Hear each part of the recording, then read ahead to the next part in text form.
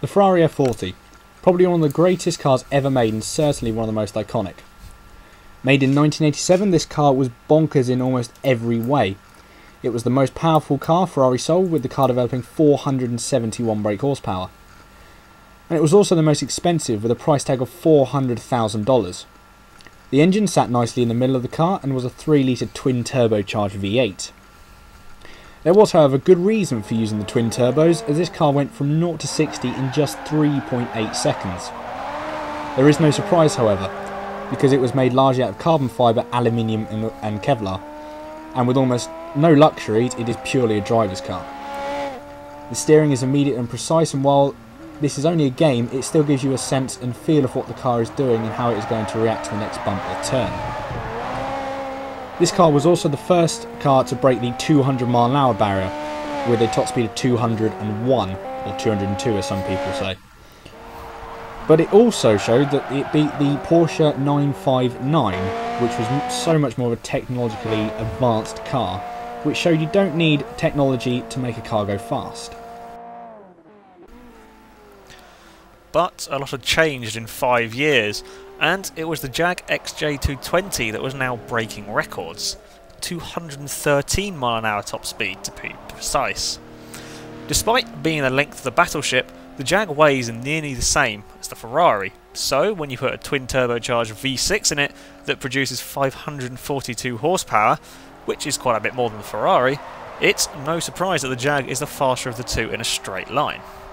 I have to say, the Jag is also the better looking of the two. It doesn't have all the aero parts sticking out, making it a much sleeker car. Less drag, so higher top speed. However, the problem with less drag is that it also means less downforce. So, when it comes to the corners, things get a little tricky. You certainly notice the extra length through the tighter corners, and it's nowhere near as composed as the Ferrari. The brakes aren't as sharp as the Ferraris either, making this car a real handful through the tighter section of the track. But it makes up for some of this lost time with incredible acceleration out of the corners. Now, of course, we can talk about these cars and argue over which one is better all day long, but there's only one way to settle it, and that is with a little race. So Daniel is leading away in the Ferrari, and I'm now trying to chase him in the Jaguar. Yes, I'm doing my best, but it's not working. Like Alex said, this is much more of a composed car in the corners. It's got so much better brakes than the Jag. As you can see, I've pulled quite a considerable gap just through the first corner. But again, on the straights, the Jag does pull it back. And this is the problem. The problem with the Jag is, out of the corners, the minute you get in a straight, the acceleration is phenomenal. You'll see here, as we come down the back straight, I guess you could call it, the Jag's right up there, but round the corners, it just hasn't got the brakes. So we swapped places over, and we thought we'd give it a little bit of a challenge, see if the Ferrari can get past the Jaguar. And then the problem kind of reverses in that the Jag's so far in front of it on the straight, when it comes to the braking zone, it's just got nowhere to go. You're sort of right up behind it, but you can't make up that time. I'm going a little bit wide there. Not sure where I'm going. It was a struggle. Up my own track there. It was a struggle, definitely. Because it was, and I mean, kind of around here, you can see the Ferrari is so much more planted, but when you go all over the place there. But when it comes to this straight, I've pulled a big gap again, and you can't make it up under the brakes.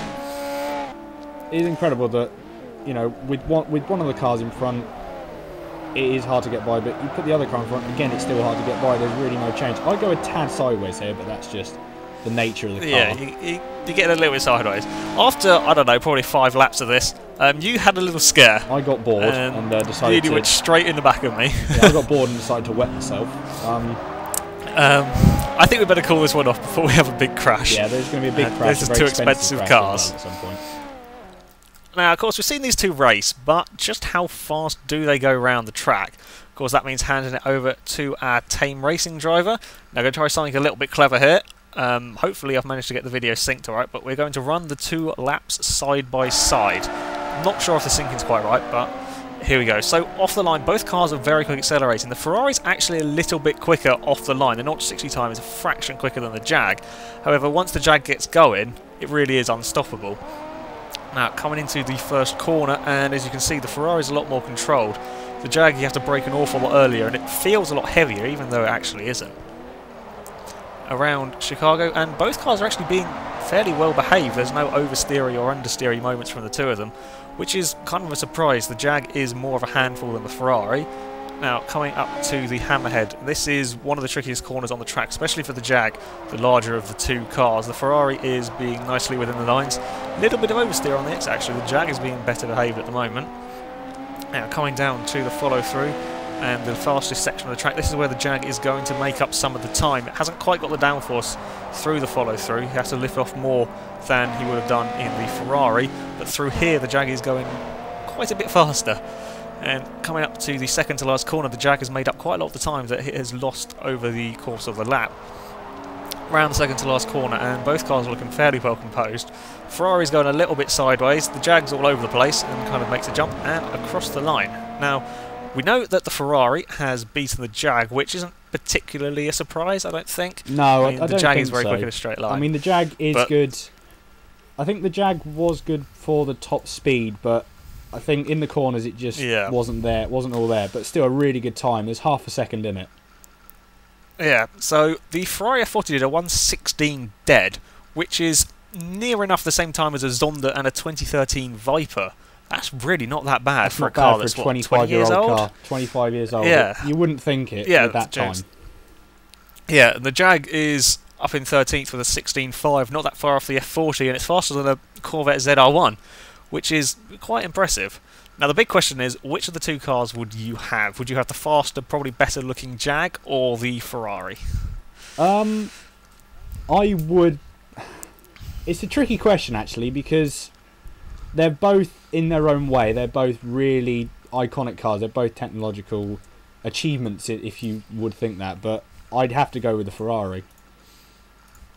I have to say, as much as I like the driving the Jag, I think I'd agree with you. I think the Ferrari is just a pure driving car, and I think that's what most people. That's the point, actually. Comment in the video. What car would you have out of the Jag or the Ferrari, and then we can just get an idea. Just get an idea of see what we could, and maybe we might put a few painted cars up on the Forza storefront. You know, never know. So that's it for this episode. Thank you very much for watching. We'd also like to say thank you to our subscribers. We've now got over 250, which is not bad for us. We're pretty pleased with that. We are very pleased with that. So thank you all for subscribing to us. And when we get to 500, we're going to come up with something special. We're not going to tell you what it is yet. But yeah, keep subscribing and liking our stuff. So thank you very much, everyone, and goodbye. Goodbye.